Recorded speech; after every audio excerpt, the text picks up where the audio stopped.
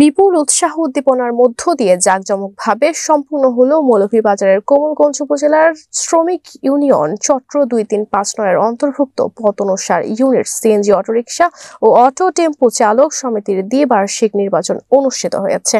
বৃহস্পতিবার 20 নভেম্বর সকাল 9টা থেকে বিকাল 3টা পর্যন্ত পতনসার ইউনিয়ন পরিষদের হলরুমে গোপন ব্যালটের মাধ্যমে ভোট গ্রহণ অনুষ্ঠিত হয়। নির্বাচনে মোট পদসংখ্যা 11টি, এর মধ্যে বিনা প্রতিদ্বন্দ্বিতায় নির্বাচিত হয়েছেন 7 জন। নির্বাচনে 4টি পদে প্রার্থী হয়েছে 9 জন। মোট 157 জন ভোটের মধ্যে 151 জন তাদের ভোটাধিকার প্রয়োগ করেন। এর মধ্যে 6টি ভোট বাতিল হয়।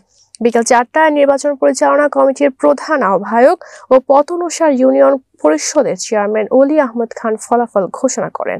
নির্বাচনে সভাপতি পদে তাজুল মিয়া ছাতা 91 ভোট ও সাধারণ সম্পাদক পদে কামাল মিয়া মোরক 70 ভোট পেয়ে নির্বাচিত হয়েছেন। অন্যান্য পদে নির্বাচিতরা হলেন সহসভাপতি পদে গিয়াসউদ্দিন বাইসাইকেল 84 ভোট, অর্থ সম্পাদক পদে খালেদুর রহমান তালাজাবি 108 ভোট পেয়ে নির্বাচিত হয়েছেন।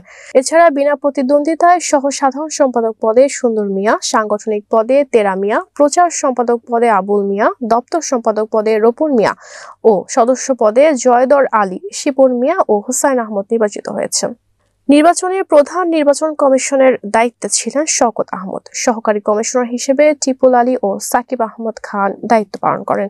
প্রিসাইডিং কর্মকর্তার দায়িত্বে ছিলেন উপজেলা পরিসংখ্যান কর্মকর্তা ইমরান আলী। Polling officer Rafi Chowdhury. এছাড়া নির্বাচন পরিচালনা কমিটির যুগ্ম আহ্বায়কের দায়িত্ব পালন করেন পতনসার ইউপি সদস্য তবুর রহমান তবারক।